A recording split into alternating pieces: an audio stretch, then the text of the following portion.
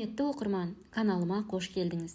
Бүгін біз бауырды дәрі-дәрмектердің ащы соққысынан тазартатын, түріктердің ешкімге айта бермейтін рецептісімен бөлісетін боламыз. Алдымен бізге керек ингредиенттерді тауып алайық. Балғын лимон және балғын сарымсақ керек, яғни свежий сарымсақ пен свежий лимонды тауып алайық. Екеуінен де 2 данадан аламыз. Сосын әрине ең керекті табиғи пробиотик болып табылатын балды аламыз. Кез келген жемісті тазартқанымыздай лимонды да суға салып, оған 2 қасық ас содасын салып жақсылап батырып қоямыз. Лимон тазарғанша сіздер менің каналыма тіркеліп, лайк басып қойыңыздар.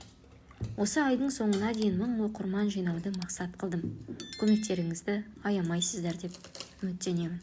Сонымен лимон жуына берсін, ал біз сарымсаққа кірісейік.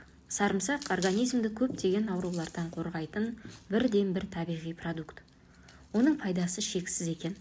Сарымсақтың құрамындағы заттар бауыр жұмысын реттеп, қалыпқа келтіретін қасиетке ие.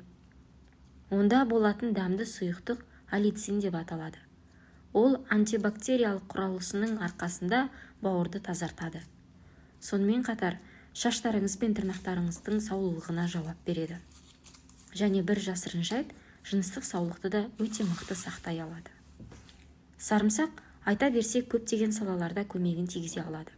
Мысалы, жүрек қан тамырлары ауруларына, созылмалы аурулардан, диабеттен, сонымен қатар артық салмақ тастағыңыз келсе, сарымсақта көмектеседі екен.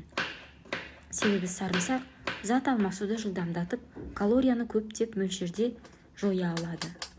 Зар шығарудан қиналсаңыз, сарымсақты жеңіз. Әрине, иісі кедергі келтіру мүмкін, бірақ денсаулық үшін бәрін жертвовать етуге болады ғой әрине. Тез арада ырықтауға көмектесе отырып, іш қатуымен күреседі. Сенесіз бе, сарымсақ беліңізді жаттығуларсыз ақ жіңішке қыла алады екен.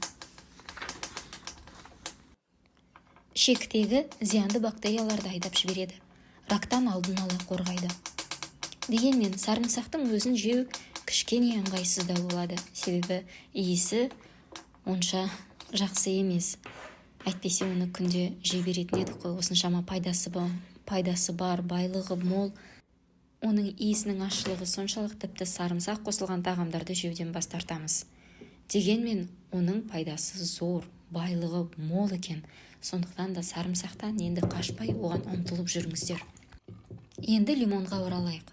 Оны суда қосылған суда жақсылап жуамыз. Бұл өте маңызды, сондықтан немқұрайлы қарамаңыз. Таза суға салып тағы бір жуып алған әбден дұрыс болады. Ас содасы қосылған судың дәмдері сонда жақсы болып кететін болады. Таза суға жақсылап шайып алған соң, лимонды да дәл сарымсақ секілді турағанымыз абзалырақ.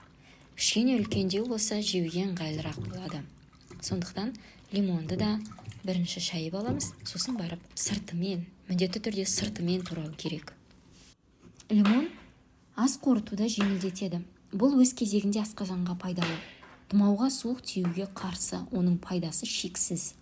Лимон құрамындағы адам ағзасына қажетті мықты дәрумендер, оның ішінде С дәрумені, сіз рационыңыздағы кальцийді бойға сіңіруге көмектесетін мықты дәрумен болып табылады.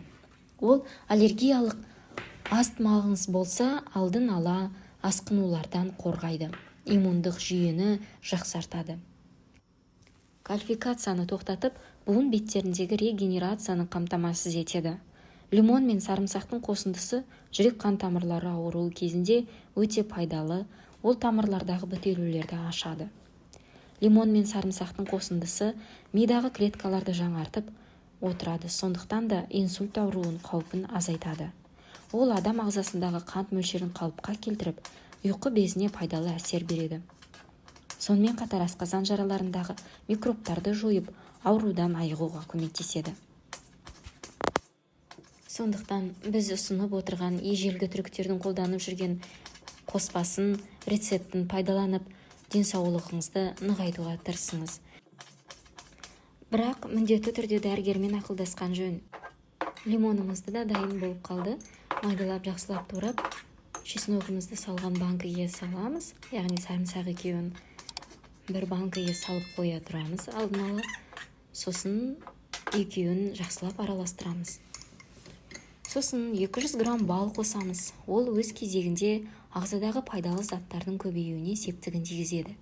Теріде кездесетін аурулармен күресіп, құшынулар мен қайызғаққа қарсы жақсы көмектесе алады. Ол тамақтағы ісінуді басып, жөтелден айығуға көмектеседі. Бал өзінің тыныштандыратын қасиетінің арқасында ұйқысыздық кезінде көмек бере алады және аллергиялық аурулардың салдарынан арылуға септігін тигізеді. Енді осы 3 қоспаны жақсылап араластырамыз. Содан кейін аузын жақсылап жауып, тоңазытқышқа салып, 7 күн тоңдырамыз. 7 күннен кейін ашып, жақсылап араластырып, бір қасығын таңертең аш қарынға немесе кешке ұйықтар алдында 1 сағат бұрын жылы сүтпен немесе сумен ішіп жүрсеңіз болады. Бұл 3 қоспа денсаулығыңызды жас кезіңіздегідей етіп жақсартады. Оған 100% сенімдіміз. Күніне 1 мезгіл ішсеңіз, сол да жеткілікті. Каналға тіркелуді ұмытпаңыз.